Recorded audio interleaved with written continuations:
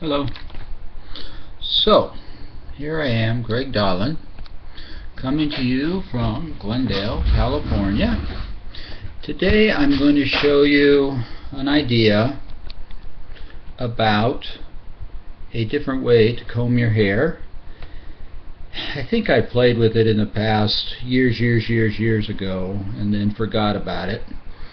And it's pretty simple, really. All it is that instead of holding the comb with one hand, which is how I think most of us do it and how I've generally done it, you basically hold the comb with two hands. So normally I guess you'd comb your hair like this, but in this case maybe I'm holding it kind of at the end here with my left hand, and it just seems to change the look a bit. I tend to be a little kind of loose with how I comb my hair. I just almost do my hair like an art piece, like I'm just swirling paint, just enjoying the feeling of kind of pulling the comb through the hair and making curves.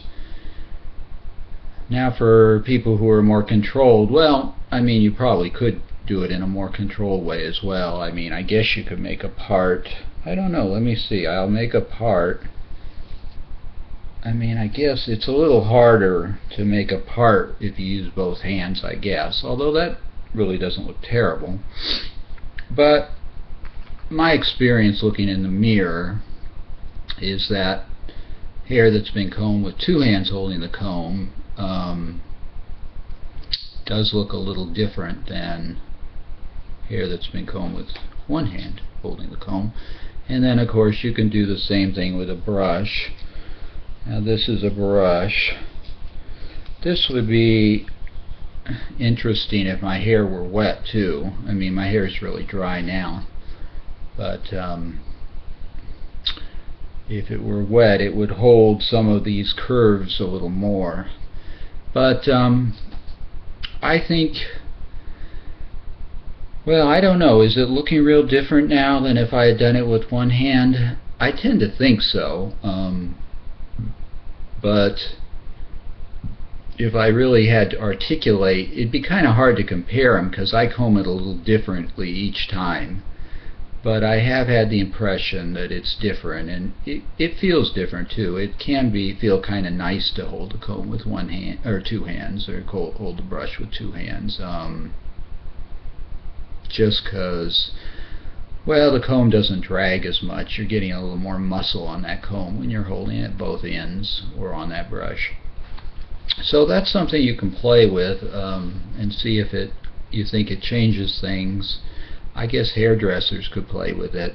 It might open up some new paths for them, and since they do it a lot, they probably would become better able to articulate what's different about it.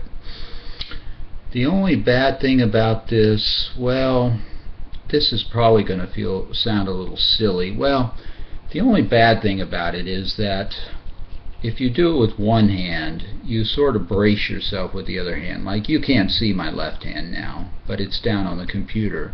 So as I'm combing with the right hand, I'm sort of bracing myself with my left hand.